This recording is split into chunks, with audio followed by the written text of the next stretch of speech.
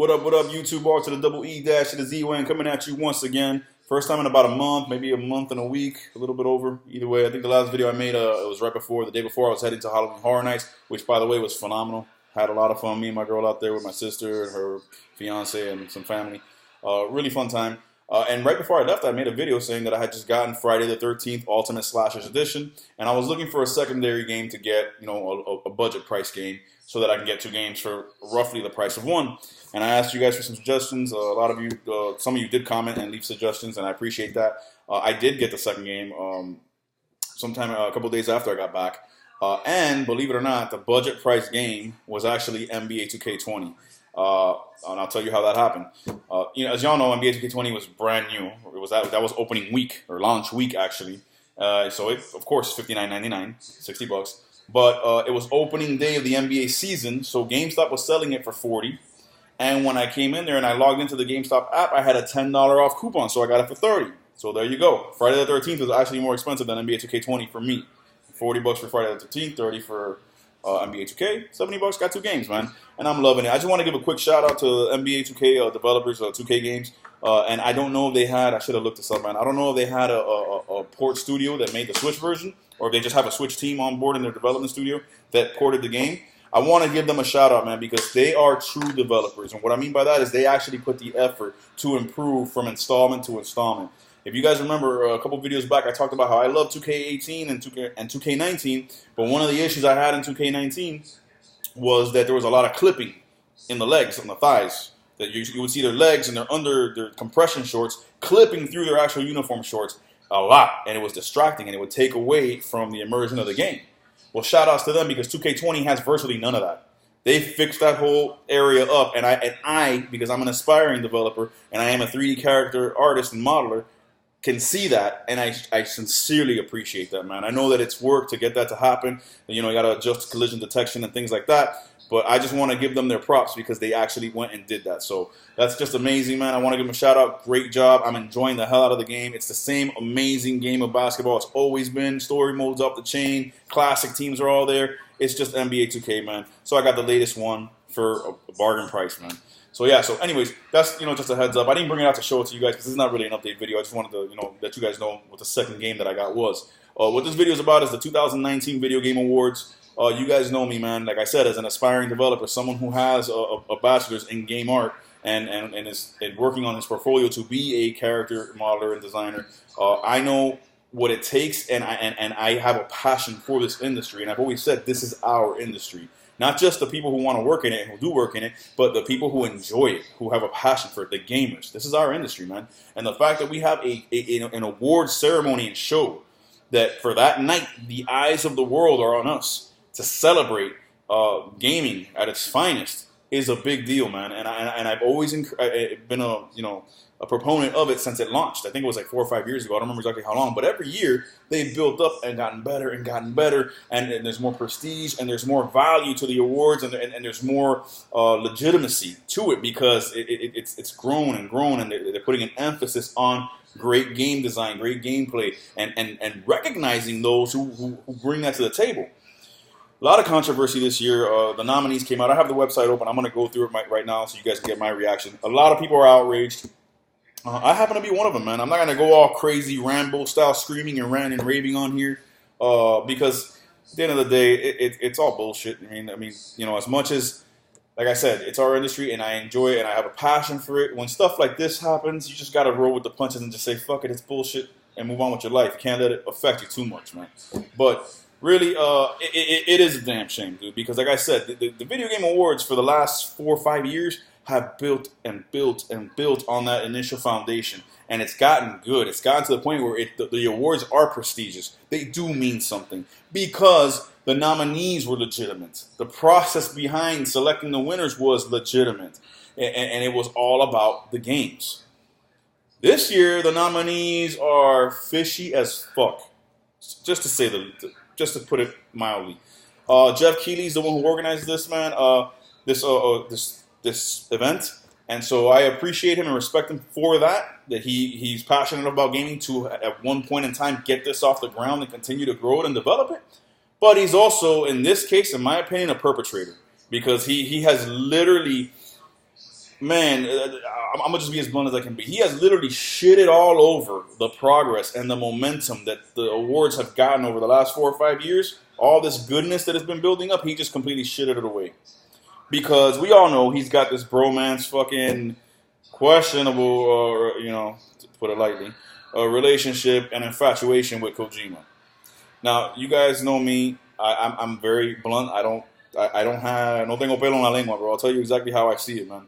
And I've never thought Kojima's that great of a developer. To tell you the truth, man. I respect the man because he is in the industry and because he has made some hits. Like Metal Gear Solid is a even though I'm not a Metal Gear Solid fan, I can understand why people love that game and that franchise, and that is something that he is to be praised for.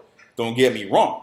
But I look at the guy as one of these developers that thinks he's a fucking rock star and that his shit don't stink and that, if he makes something and the public doesn't like it, well, then the public is stupid. They just don't understand his artistic vision.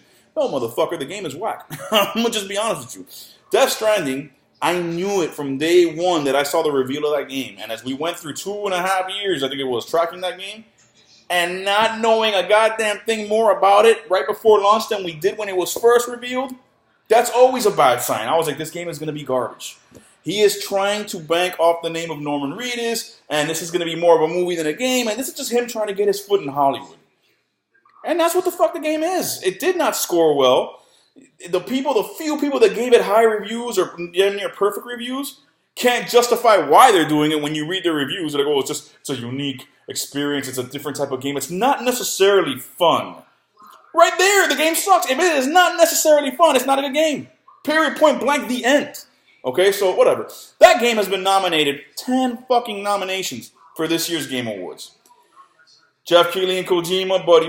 Kojima's on the advisor board of the Game Awards. I think, if I'm not mistaken, from what I heard, Jeff Keighley actually shows up in the game. And then on top of that, the games that were snubbed, that were not nominated at all for categories that they should have been. So we're just going to go through this, man. And I'm going to point out the bullshit when I see it and just be real about it. All right, so Game of the Year, the big one, right? We got Control, Death Stranding, Resident Evil 2 Remake, Sekiro Shadows Die Twice, Super Smash Bros. Ultimate, and The Outer Worlds. Okay, I'm going to tell you what the bullshit is right now. Death Stranding is bullshit. It should not be in Game of the Year. It was garbage. The reviews do not justify it being in Game of the Year contendership.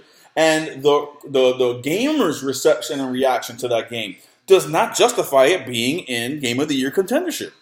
Period, point blank. There's no debate about that, man. I don't give a shit about the game. I think it sucks, but I don't really care for it one way or the other, so I'm not here trying to be biased about it. The game literally does not deserve to be nominated for Game of the Year. Control, I haven't played. I've heard a lot of the same about Control that I've heard about Death Stranding. That it's not like review score and gamer reception does not merit it being in Game of the Year contendership. I mean, at least it's a little bit more action-packed than Death Stranding and, had a better reception, but it's not up there when you compare it to games like Devil May Cry 5, which got snubbed. Astral Chain, which got snubbed. Stuff like that. Luigi's Mansion 3 got better review scores than Death Stranding. Okay, at least at the last time that I checked. I don't know how it is now, but when I checked it, Luigi's Mansion was above it. So was Astral Chain. Stuff like that, man. So that's bullshit right there. Again, we know why. Let's see what else. Other categories. Let me see. Okay, Action Game of the Year. We got Apex Legends, which is actually a multiplayer shooter. I can see why you say action because it is a first-person shooter is action. It's action type of gameplay, but it's really the genre is first-person shooter, it's not action. But Apex Legends is in there. Astral Chain is in there. I had heard that Astral Chain wasn't nominated for Action Game of the Year, which I was going to be like, oh, that's bullshit. So at least it's there. I don't know if that's something that's been amended, if it wasn't there before, but it is there now. So that's got my vote. Call of Duty Modern Warfare. Again, that's a first-person shooter. I can get why you say action, but it's not an action genre. It's first-person shooter. So, I mean, we got to define these things, man. What do we really, If there wasn't that much in that category that year, then don't do that category for nominations. Do another one. Devil May Cry 5 is an action game of the year, but it's not in Game of the Year. Gears 5, again, this is a shooter. It's a third-person shooter, so action, I can see it, whatever. But these are all shooters. Metro Exodus. I mean, my vote's going to go to Astral Chain, man. because I think that is the epitome of an action game. Just look at the gameplay. Look at even if you haven't played it like myself, I have not played it, but I've seen so much gameplay and reviews on it that it screams action. That's an action game, so that's gonna get my vote. But Apex Legends doesn't deserve to be here. Call of Duty Modern Warfare does not deserve to be here.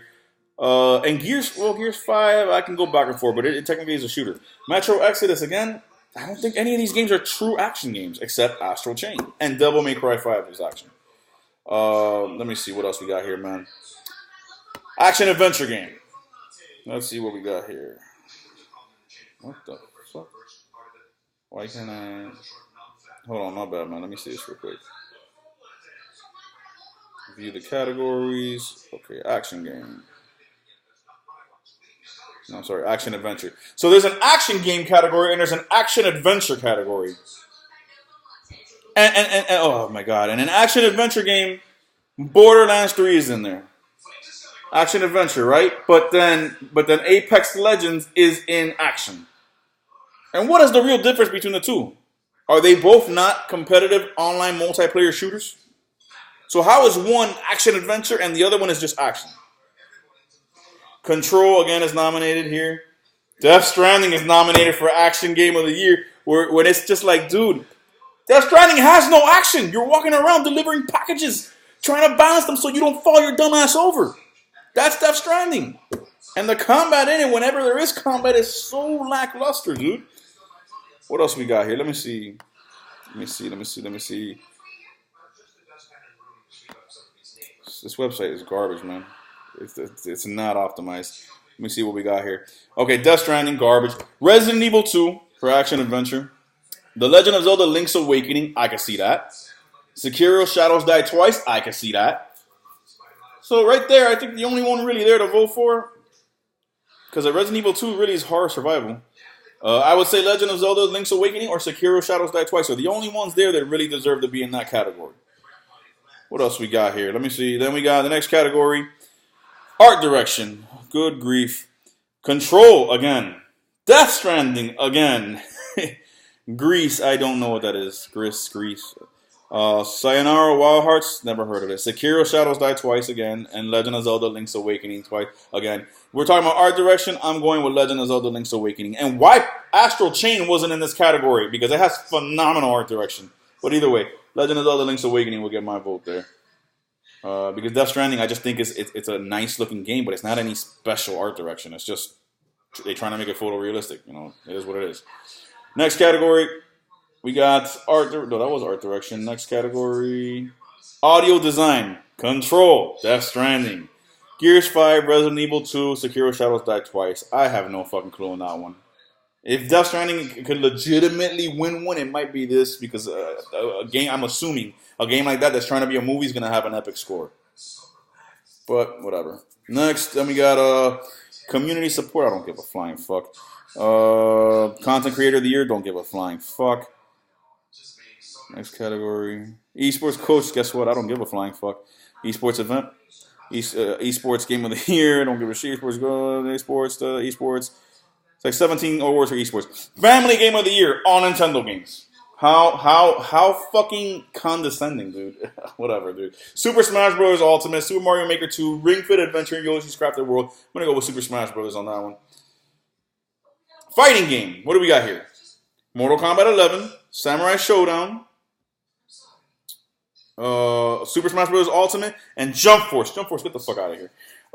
Wait, and then there's more. Hold on. There's and Dead or Alive 6. Mortal Kombat 11, dude. Because even though I love Smash, I consider Smash more of a party game. Even though it is technically a fighter, I consider more of a party game. I think Mortal Kombat's more of a hardcore, legitimate fighter. Mortal Kombat 11 for me. Fresh in the game, whatever, man. There's, I'm not gonna go through every single category, but there you have it. The amount of nominations for Death Stranding and Control and shit like that are just ridiculous, man. Anyways, I'm gonna make a part 2 to this video, man. Come back and continue to voice my opinions because time's running out, man. God bless y'all. Stay gaming.